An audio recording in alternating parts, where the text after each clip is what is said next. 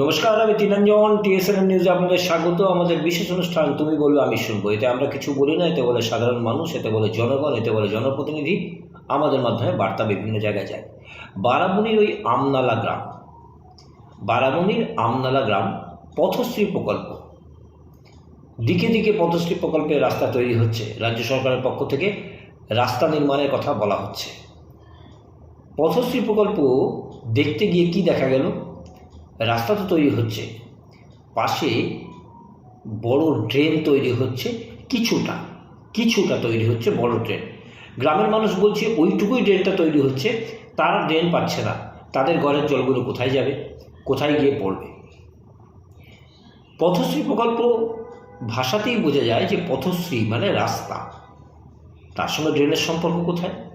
আর এই ড্রেনটা হচ্ছে একদম ওই গ্রামের যিনি প্রধান তার বাড়ির সামনে, সম্পূর্ণ গ্রামে নয়। কিন্তু এগুলো আমরা বলছি না, এগুলো বলছে গ্রামের মানুষ। আমরা বক্তব্য নিয়েছিলাম গ্রামের মানুষের, আমরা বক্তব্য নিয়েছিলাম পঞ্চায়েত প্রধানের। আর সেই সূত্র পেয়েই কিন্তু বিরোধীরা জোর করে চেপে ধরেছে। তারা তাদের বক্তব্য বলছে, বিরোধীরা অভিযোগ করছে। দেখুন, গ্রামের মানুষ তাদের কথা বলছে যে তাদের নালী নেই, তাদের ড্রেন নেই, তাদের জল বেরোনোর জায়গা নেই, রাস্তায় গিয়ে জল পড়বে, তাদের ওখানে এসে জল জমা হবে, বলছে গ্রামের মানুষ। পঞ্চায়েত প্রধান কী বলছেন? তিনি বলছেন যে সমস্ত জায়গাতে কিন্তু বাড়ির পাশে জায়গা নেই যে নালী হবে, সে কারণে তিনি আন্ডারগ্রাউন্ডের পাইপ করে দিয়েছেন, সেই পাইপ দিয়ে জল পড়ে যাবে। আবার তিনি বলছেন যে ওই যে ড্রেনটা তৈরি হচ্ছে, সেই ড্রেনটা পথশ্রী প্রকল্পে নয়, ওটার হয়তো টাকা আলাদাভাবে কিছু পাবে, স্যাংশন নয়। তিনি নিজেই বলছেন ড্রেনটা স্যাংশন নয়। তাহলে স্যাংশন নয় যখন, তাহলে সেই ড্রেনটা হচ্ছে কীভাবে? তার বরাদ্দ কোথা থেকে, তার পেমেন্ট কীভাবে হবে?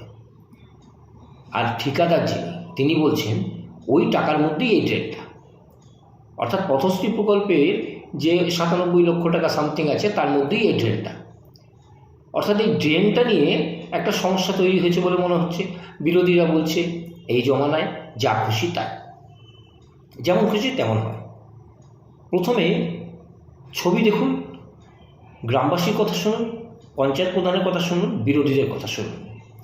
এবং এই যে ড্রেনটা, এই ড্রেনটা নিয়ে কিন্তু একটা ডিসপিউট তৈরি হয়েছে যে ড্রেনের বরাদ্দ কত, ড্রেনের জন্য কত টাকা, সেই টাকা কি পথশ্রী থেকে যাবে? পথশ্রীর যে বরাদ্দ তার মধ্যে কি এই টাকাটা রয়েছে? কি কি কাজ পঞ্চায়েত? তো রাস্তাটা মানে কত দূর থেকে আসছে? তোমার হনুমান মন্দির থেকে ওই মেন রোড আমলালার হনুমান মন্দির থেকে এটা গোটাটা নতুন রাস্তা, নতুন রাস্তা, মানে গ্রামের মানুষ রাস্তা পাবে। আর নালীটা কতটা স্যাংশন আছে? নালিটা আমরা এখান থেকে এখন করছে, এখন তৈরি হচ্ছে, শুরু হয়ে এখন কাটাকুটি চলছে। নালীটাও কি এর মধ্যেই স্যাংশন আছে? না, নালিটা আলাদা। আলাদা? নালিটা আলাদা কেন বোর্ডে তো নালী লেখা নেই। নালিটা আলাদা, নালি আলাদা। সুবিধা আছে বলুন তো? হ্যাঁ, এই জল বাসান যাবে কেউ বলুন? কেন নালী নেই? হ্যাঁ, নালী নেই, গাড়ি নালী। লালি নাই তো, আচ্ছা, লালি এই তো নাই, লালি নাই তো আমাদের উঠান ঘরের জল কোথায় যাবে? গোটা গাঁয়ের জল আসবে, এখানে বাথান যাবে ধরুন, আমাদের গেলে কত অসুবিধা হবে। তো রাস্তার তো কাজ হচ্ছে, নালী হচ্ছে না। না, কই রাজি হয়েছে? ওই মোড় পর্যন্ত কি স্যাংশন আছে? রাস্তা নালী সব? রাস্তা নানি না, নানির স্যাংশন নেই।